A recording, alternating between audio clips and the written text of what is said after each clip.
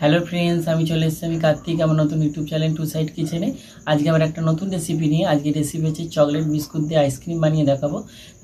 সেটা বানাতে কি কি উপকরণ লাগে আসুন দেখাই। তার আগে একটা কথা বলে দিই, আমার চ্যানেলে যেসব ভিডিও ছাড়া আছে আমাদের যদি ভালো লেগে থাকে অবশ্যই লাইক কমেন্ট শেয়ার করবেন ও বেশি বেশি করে শেয়ার করবেন। আপনি যদি আমার চ্যানেলে নতুন হয়ে থাকেন প্লিজ সাবস্ক্রাইব করে দেবেন ও নিচে বেল নোটিফিকেশনটা অলে করে দেবেন যাতে আমার ভিডিও আপনাদের কাছে আগে পৌঁছে যায়। তাহলে চলুন চকলেট বিস্কুট দিয়ে আইসক্রিম বানাতে কি কি উপকরণ লাগে আসুন দেখাই।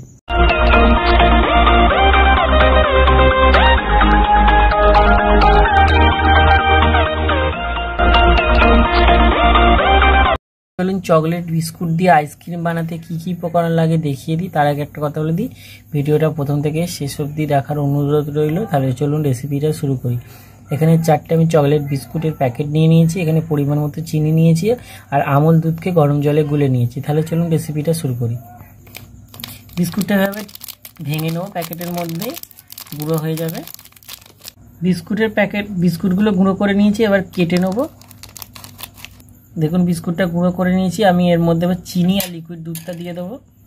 চিনিটা দিয়ে দেবো, এবার লিকুইড দুধটা দিয়ে দেবো।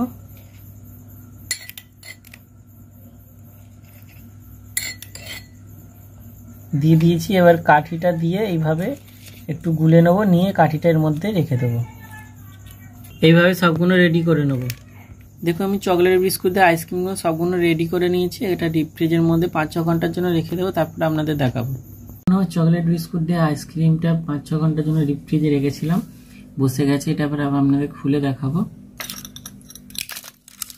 দেখুন আমি 5-6 ঘন্টার জন্য চকলেট বিস্কুট দিয়ে আইসক্রিমটা ডিপ ফ্রিজে রেখেছিলাম, বসে গেছে কত সুন্দরভাবে।